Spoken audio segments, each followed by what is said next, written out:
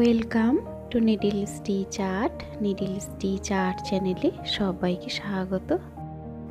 আজকের আমি শেখাবো ব্রিটন স্টিচ। তার জন্য দেখুন আমি এখানে ডাবল লাইন নিয়েছি, অবশ্যই ডাবল লাইন নিতে হবে।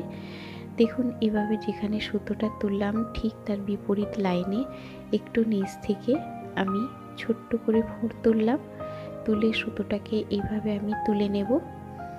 এবারে আমি সুতোটার ভেতর থেকে, যেখানে আমি স্টিচটা করলাম সুতোর ভেতর থেকে এইভাবে আমি সূচটাকে ঘুরিয়ে নেব। তাতে একটা অন্যরকম ডিজাইন পড়লো। দেখুন একটা বাঁধন পড়ে গেল। এবারে আমি ঠিক বিপরীত দিকে আবারও এরকম একটু নিচ থেকে অর্থাৎ কোণ করে এই ডিজাইনগুলো করতে হবে। এভাবে তুলে আমি এটাকে একটা ডিজাইন কমপ্লিট করলাম। এবারে ঠিক বিপরীত দিকে অর্থাৎ এদিক ওদিক করেই এটা করতে হবে।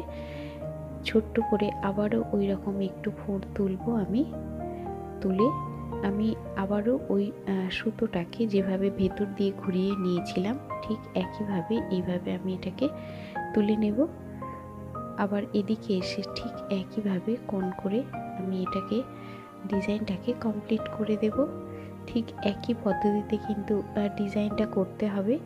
দেখেই বুঝতে পারছেন যারা হেরিংবোন স্টিচ করেছেন ঠিক একইভাবে করতে হবে। তো শুধু এটাকে সুতোটাকে এইভাবে ভেতর দিকে এটাকে ঘুরিয়ে নেওয়া হচ্ছে, যার জন্য এটাকে টুইস্টেড হেরিংবোনও বলা হয়ে থাকে। দেখেই বুঝতে পারছেন। এইভাবে করলে ডিজাইনটা অন্যান্য স্টিচের থেকে একটু অন্যরকম লাগে। তো এখানে আমি 4টে সুতো নিয়েছি। আপনারা বেশি বা কম ব্যবহার করতে পারেন, কোনো অসুবিধা নেই।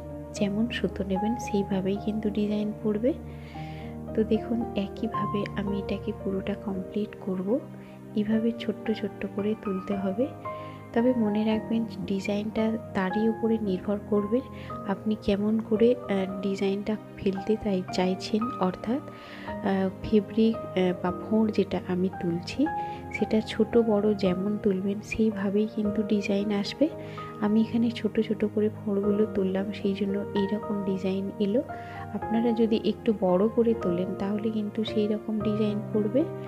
তো কোনো অসুবিধা নেই, আপনারা আপনাদের সুবিধা মতন করতে পারেন। আর এগুলো তো বিভিন্ন ক্ষেত্রে ব্যবহার করা হয়ে থাকে, তো সেটা দেখেই বুঝতে পারছেন যেমন যেখানে ব্যবহার করবেন খুব সুন্দর লাগে দেখতে এইগুলো।